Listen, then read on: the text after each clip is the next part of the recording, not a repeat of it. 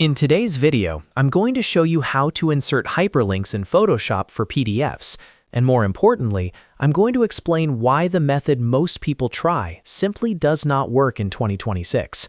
If you've been using the Slice tool, hoping to create clickable links inside a PDF, this video will save you a lot of frustration.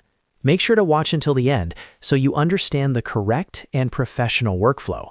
And if this helps you out, don't forget to like and subscribe for more Photoshop and design tutorials.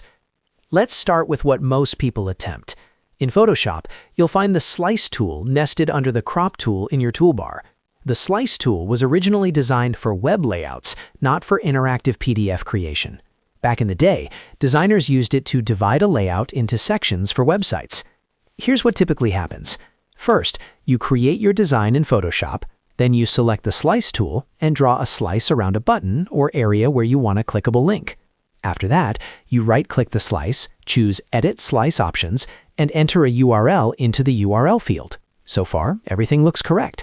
Next, you go to File, then Export, and choose Save for Web, also known as Legacy. When you export this way, Photoshop generates an HTML file, separate image slices, and clickable image maps. In this workflow, the hyperlinks work perfectly, but only inside the exported HTML file. Now here's where the confusion happens. Instead of exporting for web, many users go to File, then Save As, and choose Photoshop PDF. They expect those slice URLs to carry over into the PDF, but they don't. Photoshop completely ignores slice hyperlink data when exporting as a PDF. The links are not embedded. The PDF will look correct visually, but nothing will be clickable.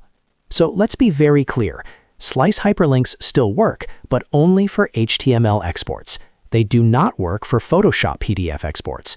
Photoshop PDFs simply do not support embedded hyperlink data from slices.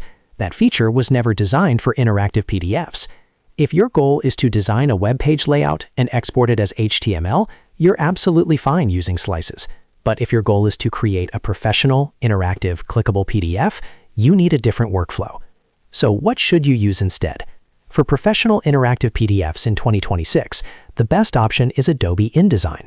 InDesign is built specifically for multi-page documents like brochures, portfolios, presentations, lead magnets, and ebooks. It allows you to highlight text or objects, add hyperlinks directly through the Hyperlinks panel, and properly embed them when exporting to interactive PDF.